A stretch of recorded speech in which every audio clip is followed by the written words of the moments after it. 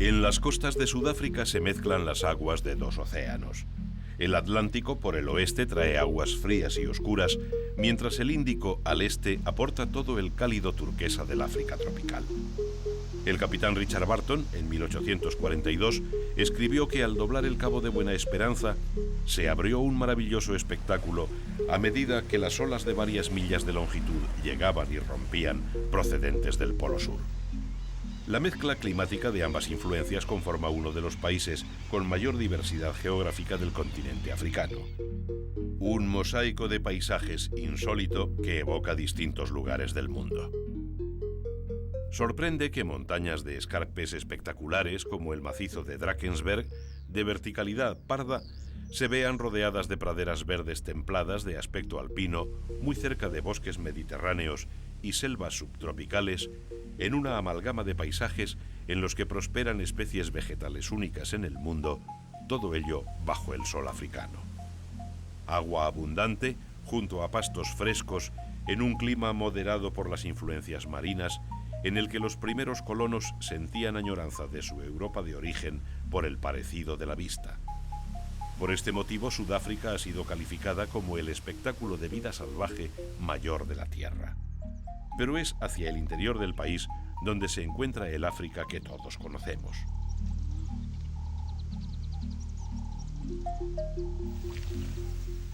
Aquí es donde empieza nuestra historia, en un lugar en el que por una vez parece haber vencido el sentido común.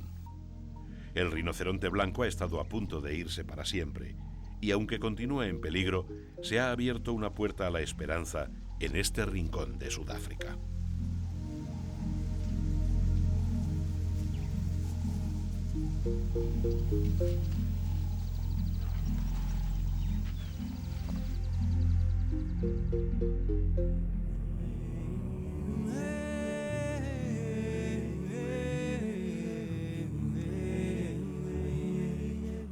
El Parque Nacional de Luluwe-Umfolozi se encuentra en la región de Zululandia, precisamente donde hoy en día se refugia la antiguamente poderosa nación Zulú.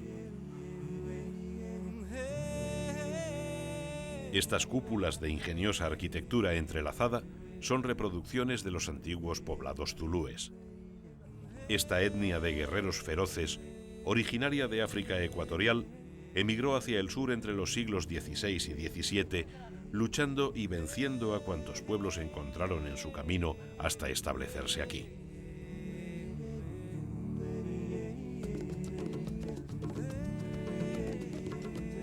Según los historiadores, el hijo favorito de una pareja de pastores nómadas se llamaba Zulú, que significa cielo. Él se estableció aquí con su ganado y familia, fundando así la nación que lleva su nombre. Las costumbres y creencias de los zulúes se conservan hoy en día muy enraizadas en las áreas rurales. Este pueblo de facciones casi europeas, elevada estatura y ojos grandes, se organiza en clanes patriarcales que veneran a un solo dios llamado Nkulunkulu, que es el creador de todo. Cada clan está formado por varias familias que residen en un conjunto de estas chozas, llamado kraal, en cuyo centro se guarda el ganado.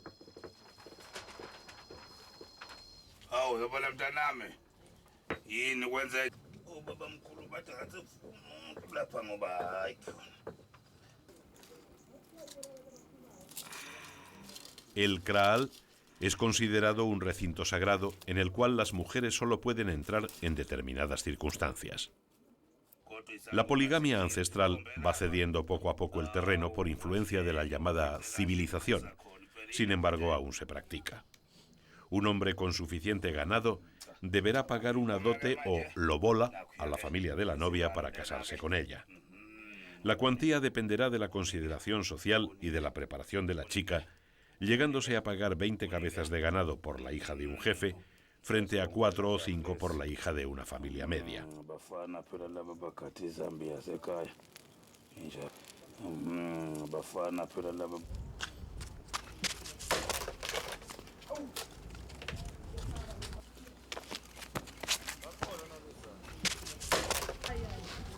Los zulúes fueron un pueblo guerrero cuyos valerosos caudillos tuvieron en jaque a los colonizadores europeos durante años. El famoso jefe Shaka inventó técnicas militares innovadoras como esta. La azagaya y el escudo reducidos convertían al guerrero zulú en invencible en el cuerpo a cuerpo. En el siglo XIX, la llamada táctica de las líneas cerradas hizo morder el polvo al pretencioso ejército británico, que no daba crédito al hecho de ser vencido por aquellos salvajes. Hoy, los jóvenes zulúes, orgullosos de su historia, han convertido en deporte estos ejercicios que simulan los antiguos combates. Su ancestral poderío militar se celebra ahora en forma de fiestas, con danzas guerreras y viejas canciones de batalla.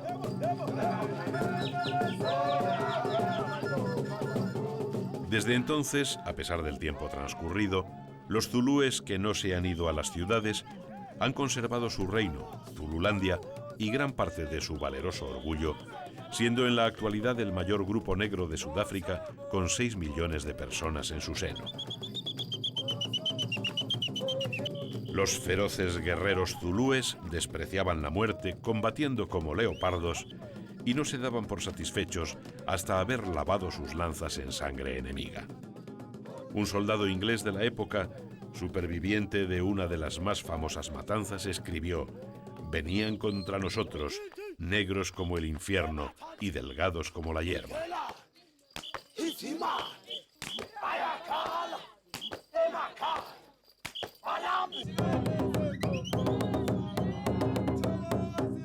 Estos bailes eran ejecutados antes de las batallas para imbuir de valor a los guerreros y de pavor a los enemigos, que los oían en la distancia mientras el estómago se les encogía.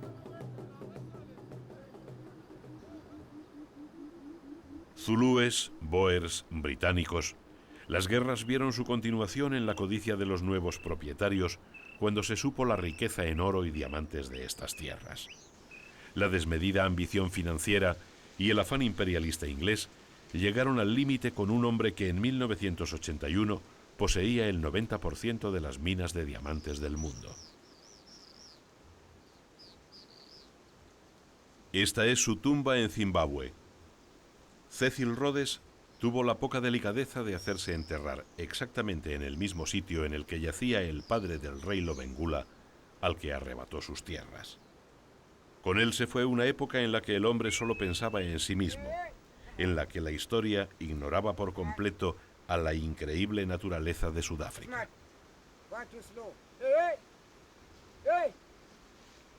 Hoy, paradójicamente, este lugar está dentro de un parque nacional. Este excombatiente, que cuida el nicho, es el símbolo de los nuevos tiempos de reconciliación con la naturaleza.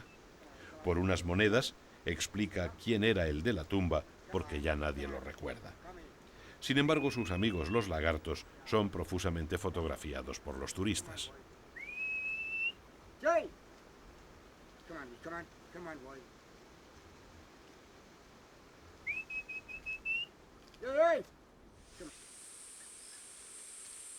Toda esa historia violenta de esta parte de África, con pueblos a cual más poderoso invadiéndose unos a otros para dominar estos ricos montes, con ejércitos acampando por todas partes y cazando sin cesar para abastecer de carne a las tropas, pasaron factura a la fauna local.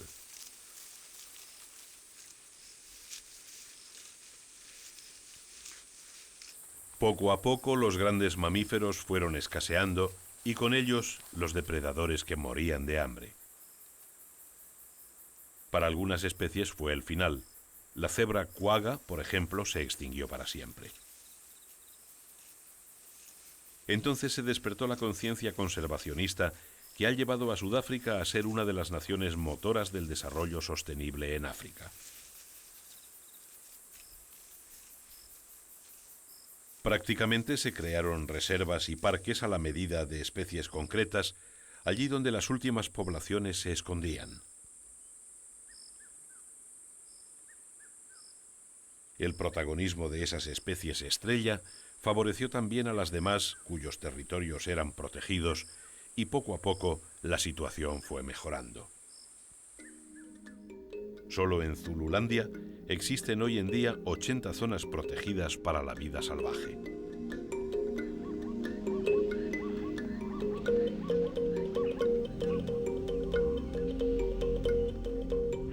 Gracias a esta reacción llevada a cabo por el gobierno de Sudáfrica y apoyada en la mayoría de los casos por entidades privadas, especies como la cebra de montaña pudieron salvarse. Nadie se había fijado bien en ellas hasta que casi desaparecieron. Un bulto en la garganta, la panza blanca y las rayas estrechas la diferencian de las cebras más comunes. Más tarde se descubrió que se trataba de una especie diferente. El ñu de cola blanca es otro de los afortunados. La cebra de montaña y el ñu de cola blanca se han multiplicado bien en el Parque Nacional de Mountain Zebra y desde aquí se han podido repoblar otras áreas públicas y privadas.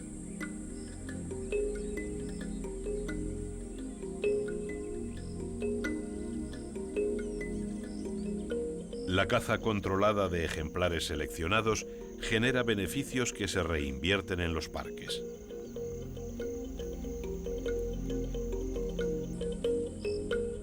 A la rareza de estos animales como trofeos codiciados por los cazadores de todo el mundo, se une la mayor dificultad de su cobro por tratarse de especies tímidas y acostumbradas a desenvolverse en terrenos de difícil acceso.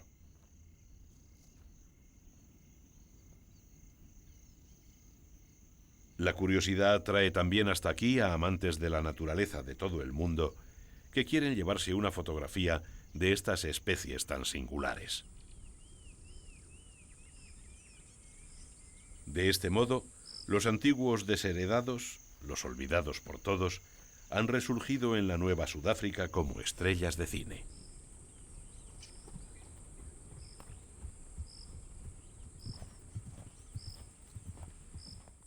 Algo parecido ocurrió con los damaliscos pigargo y de frente blanca, dos antílopes muy apreciados por su carne.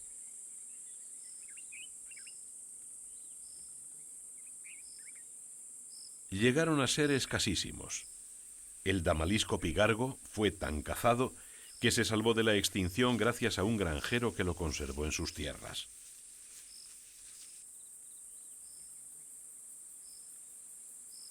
Hoy se recuperan en el Parque Nacional Bontebok y numerosos particulares han repoblado sus fincas para beneficiarse de los ingresos por su caza controlada.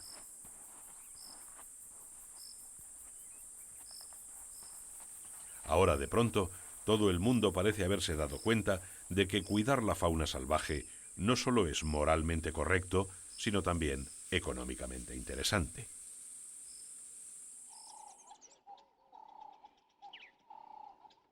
Pero una cosa es dejar que unos cuantos antílopes troten por tus tierras y otra muy distinta, mantener a manadas de individuos de 7.000 kilos.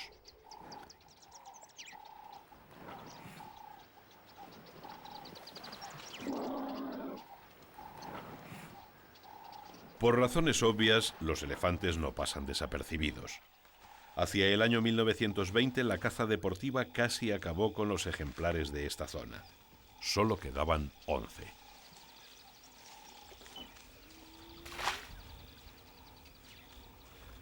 De nuevo la voz de alarma llegó a tiempo y el gobierno creó el Parque Nacional de Addo para evitar la extinción del último gran grupo de ellos.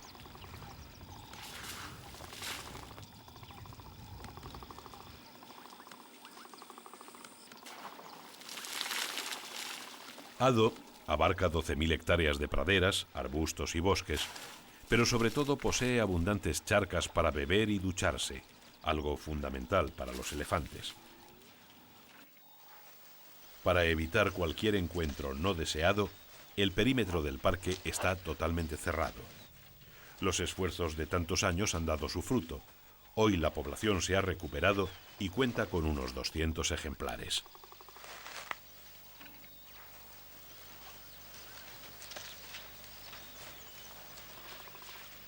Los elefantes son de los pocos animales capaces de alterar gravemente su entorno.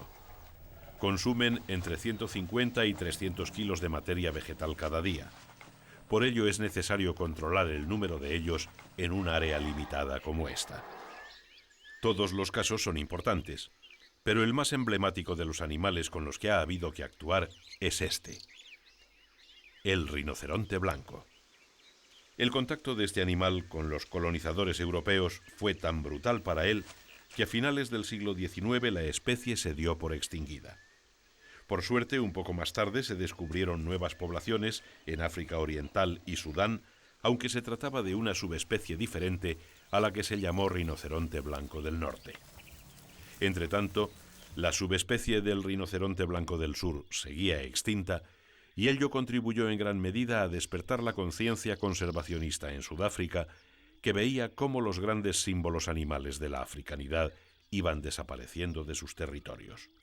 Entonces algo ocurrió. En 1894 se encontró una pequeña población de rinocerontes en este lugar y de inmediato se le declaró Parque Nacional para protegerla. Hoy el Parque Nacional Lulugwe-Umfolozi acoge además a otras 84 especies de mamíferos como estas cebras de Burchell o este otro gigante, el gran kudú. Se trata de un antílope que sobrepasa los 300 kilos de peso, cuyos cuernos en espiral de casi 2 metros han estado a punto de llevarle también a la extinción. Su técnica de supervivencia es el camuflaje, y solo cuando está seguro de haber sido localizado, utiliza la huida como casi todos los antílopes.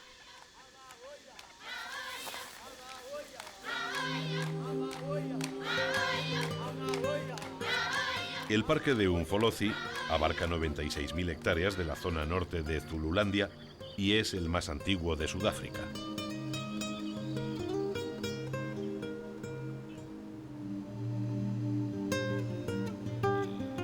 Lo atraviesan los ríos Umfolozi Blanco y Umfolozi Negro, creando un paisaje variado que da cobijo a casi todos los grandes de África y a muchos de los pequeños.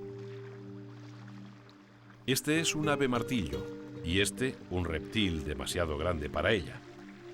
Mejor conformarse con un anfibio jugoso e inofensivo.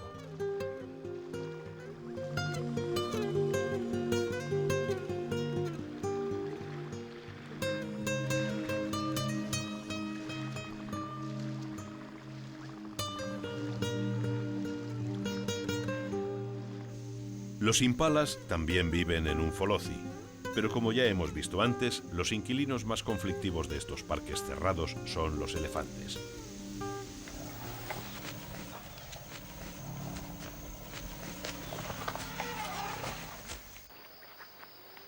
Viven en grandes unidades familiares que se componen de hembras adultas que suelen ser hermanas y los hijos de todas ellas.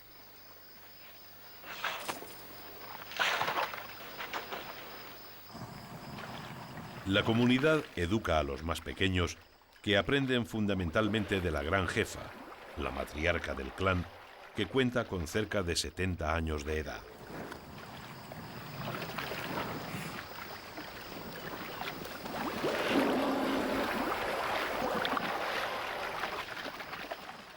Los inocentes recién nacidos compartirán la manada con sus hermanos mayores, hasta que, si son machos, abandonen la familia a los 10 o 15 años de edad, llevados por los furores del sexo.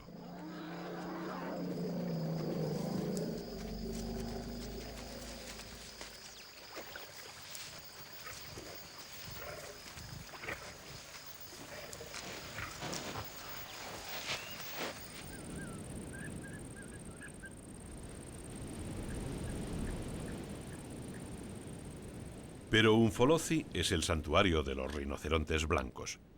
En 1890 probablemente quedaban solo 50 rinocerontes blancos del sur en el mundo, todos ellos aquí. Se les protegió adecuadamente y su número aumentó tanto que pudieron incluso vender algunos a otras reservas y parques zoológicos. Hoy hay unos 7.000 en total, de los cuales 1.600 viven en Umfolozi, que constituye por tanto la mayor población del planeta. Cada año, las autoridades venden un 5% de ellos para que el número de ejemplares sea óptimo en relación al entorno disponible. Así, esta reserva casi desconocida ha jugado un papel fundamental en la conservación de una especie tan formidable que resulta difícil de creer que estuviera tan cerca de desaparecer. Este es el rinoceronte negro. Es más pequeño que el blanco y tiene el labio superior puntiagudo en vez de plano.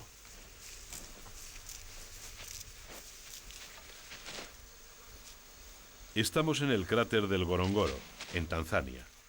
Salvo aquí, La población, en principio sana de rinocerontes negros del resto de África, está sufriendo un descenso espectacular del 83%. Las medidas de vigilancia nunca son suficientes contra los cazadores furtivos fuertemente armados que aquí han asesinado ya a varios guardas del parque.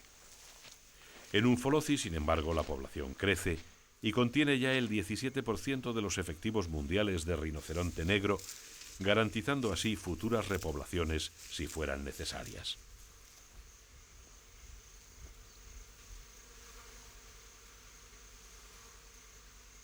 Y todo por los cuernos. China, Yemen, Taiwán y Corea del Sur siguen demandando hoy en día los cuernos de rinoceronte como remedio contra las fiebres, como afrodisíaco y para fabricar dagas. La prohibición de este comercio sube los precios y anima a los furtivos de los países pobres de África donde viven los rinos. De este modo, han ido desapareciendo de todo el continente hasta quedar relegados a un puñado de parques nacionales. Umfolozi es el más importante para su supervivencia.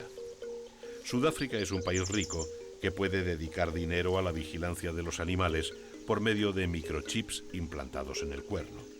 Cada ejemplar es sometido a un seguimiento casi constante dentro del gigantesco pero cerrado perímetro del parque. Además, si un furtivo intentara vender un cuerno, sería identificado el individuo y su procedencia grabados en el microchip.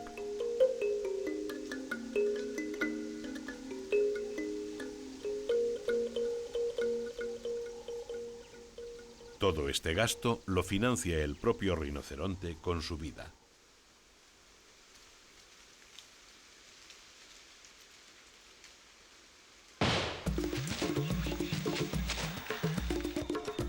La caza legal en reservas adjuntas de ejemplares seleccionados por la gestión del parque atrae dinero de todo el mundo, constituyendo una fuente de ingresos fundamental en Sudáfrica.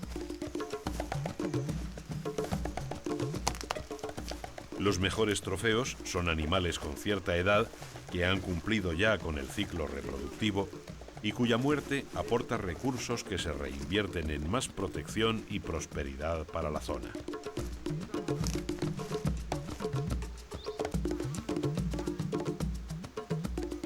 El éxito del parque hace que la población de rinocerontes siempre crezca.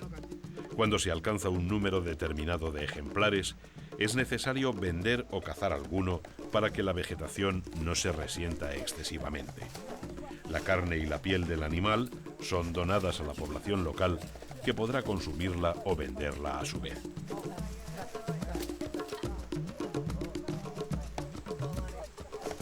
El deportista se irá feliz, habiendo dejado muchos dólares en un lugar que los necesita.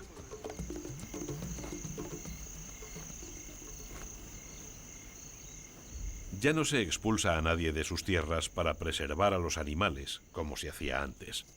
Desde mediados de 1990, la gente que vive cerca de estas reservas ha tomado conciencia de la necesidad de proteger la vida salvaje que les rodea. Actualmente, parte de los ingresos de los parques de la región de Zululandia se distribuyen entre los habitantes de las poblaciones vecinas, de modo que estos habitantes han comenzado a plantearse incluso el establecer sus propias reservas de vida salvaje.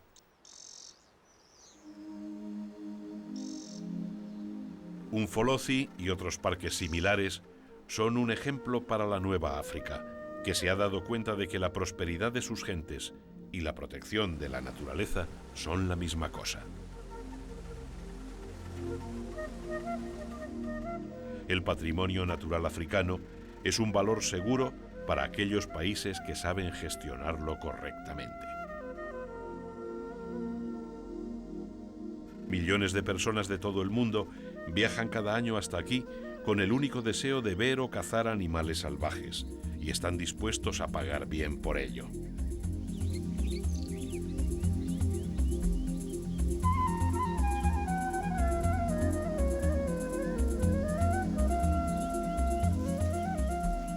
Después de todo, parece que los viejos titanes de dos cuernos pueden comenzar a reconquistar sus paraísos perdidos y con ellos todos los que han sido o van a ser rescatados de las listas rojas de animales en peligro de extinción.